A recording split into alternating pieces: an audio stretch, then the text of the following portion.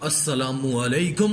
आज की इस वीडियो में बात करेंगे उस दिल दहला देने वाले मंजर की कि जब जमीन अपने अंदर मौजूद सब कुछ बाहर उगल देगी।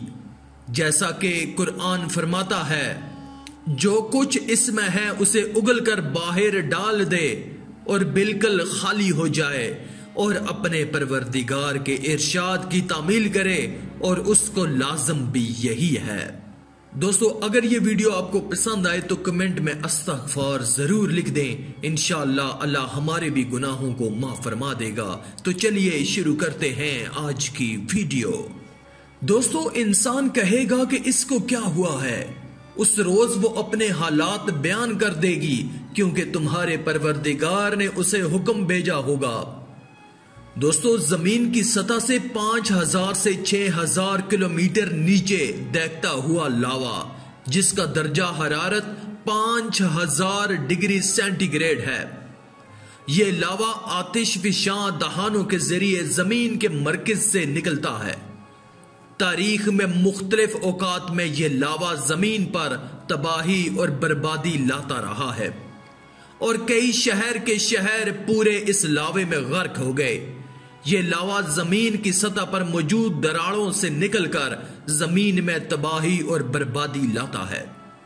इस लावा का जितना ज्यादा प्रेशर होगा, उतना ही दरार से निकलकर यह आसमान की तरफ बुलंद होता है। इस अमल के दौरान लावे की सतह पर मौजूद गैसें लावा का प्रेशर बढ़ाने का सबब बनती हैं। जितनी भी ज्यादा ये गैसें होंगी, उतनी ही शिद्दत का धमाके होंगे। उबलता हुआ लावा जमीन को देखती हुई दोज़ख में तब्दील कर देता है। कुरान कहता है कि जमीन अपना आप वाह कर देगी। इसका मतलब यह है कि दूसरी चीजों के अलावा यह लावा भी उबल कर जमीन की सतह पर आ जाएगा। रोजे कयामत जल्जले से जमीन उलट जाएगी और भागने की कोशिश करने वाले लोग लावे के नीचे दब जाएंगे। तब उन्हें दोबारा एहसास होगा कि इस आफत से बचने की कोई सूरत नहीं है, और यह सिलसिला जारी रहेगा। जो कुछ उसमें है उसे निकाल कर बाहर डाल दे और बिल्कुल खाली हो जाए, और अपने परवरदिगार के इरशाद की तामील करे, और उसको लाजिम भी यही है। लावा वो वाहिद शय नहीं है जो जमीन उगलेगी। यह लावा शदीद गर्मी और कीमियाई अमल पैदा करेगा। शायद इसके असर से ऐसे जहरीले मादे और गर्मी पैदा होगी जिससे जमीन का दर्जा हरारत नाकाबिले यकीन हद तक बढ़ जाएगा, और इस अमल से जमीन के छुपे हुए खजाने बशमूल तेल, कोयला, गैस, गर्ज हर शय ऊपर निकल आएगी।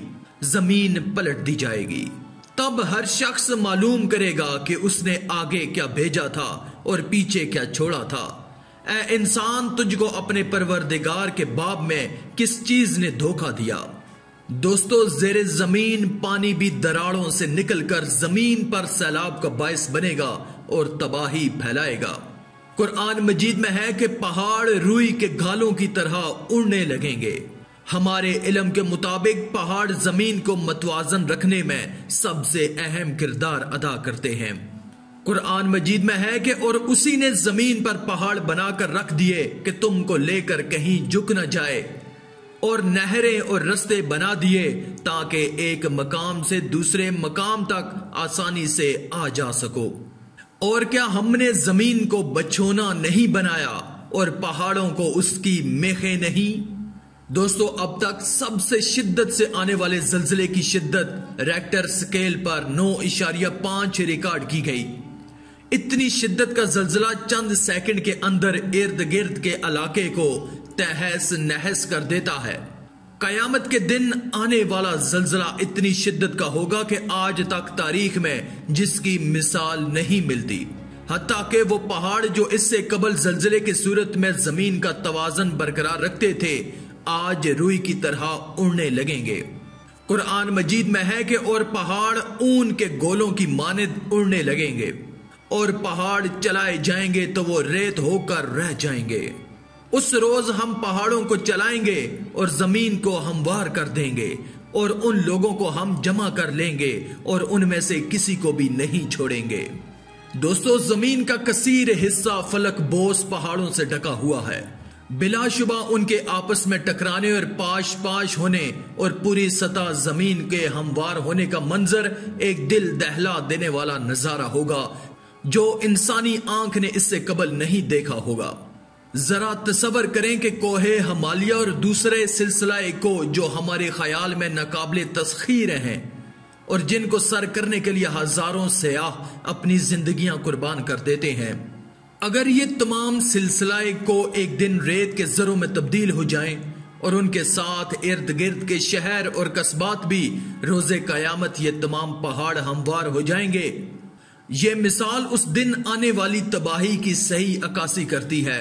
कुरान कहता है कि जिस दिन जमीन और पहाड़ कांपने लगेंगे और पहाड़ जैसे भुरभरे रेत के टीले हो जाएंगे।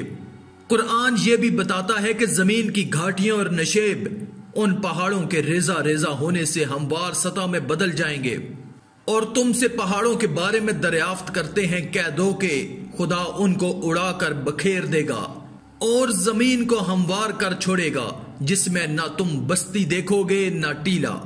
ना हमवार जमीन जो हमें आज नजर आती है वो हमवार हो जाएगी और उस रोज तमाम लोग एक मैदान में जमा किए जाएंगे। और जिस दिन हम पहाड़ों को हिलाएंगे और तुम जमीन को साफ मैदान देखोगे और उन लोगों को हम जमा कर लेंगे और उनमें से किसी को भी नहीं छोड़ेंगे।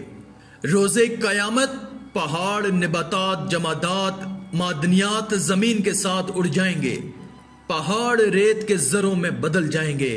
उसको कुरान में इन अल्फाज में बयान किया गया है, और पहाड़ ऐसे हो जाएंगे जैसे धंकी हुई रुई।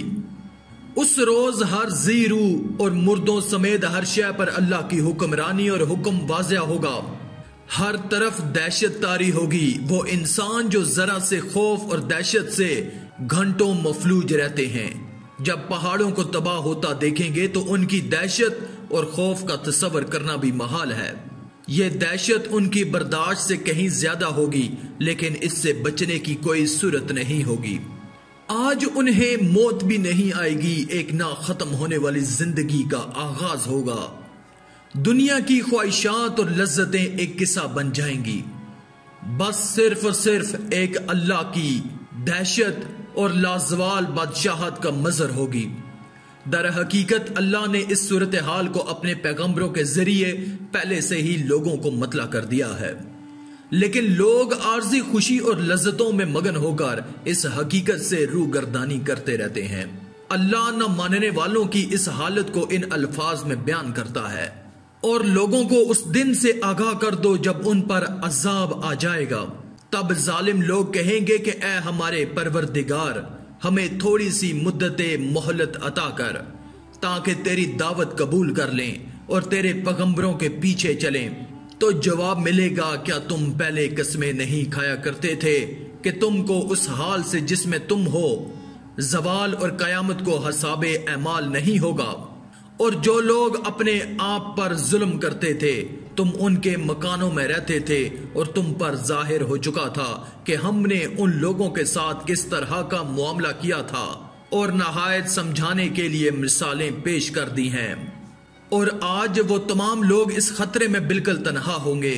उस रोज तमाम लोग नफ्सा नफ्सी का शिकार होंगे और किसी को दूसरे की तरफ मुतवज्जा होने की फुर्सत नहीं होगी। उस रोज बचने की कोई सूरत नहीं होगी, कहीं पनाह नहीं मिल सकेगी। कुरान मजीद इस हालत को ऐसे बयान करता है, और जमीन और पहाड़ उठा लिए जाएंगे तो तोड़ फोड़ कर बराबर कर दिए जाएंगे। आखिर में अल्लाह ताला से दुआ है कि अल्लाह ताला हमें नेक अमाल करने और बुराई से बचने और बचाने की तौफीक अता फरमाए, आमीन। आज की इस वीडियो में था बस इतना ही। मजीद इस्लामी वीडियोस हासिल करने के लिए अल्लाह की कुदरत चैनल को सब्सक्राइब कर दें और साथ में मौजूद बेल के आइकन को दबाकर ऑल पर क्लिक कर दें। शुक्रिया।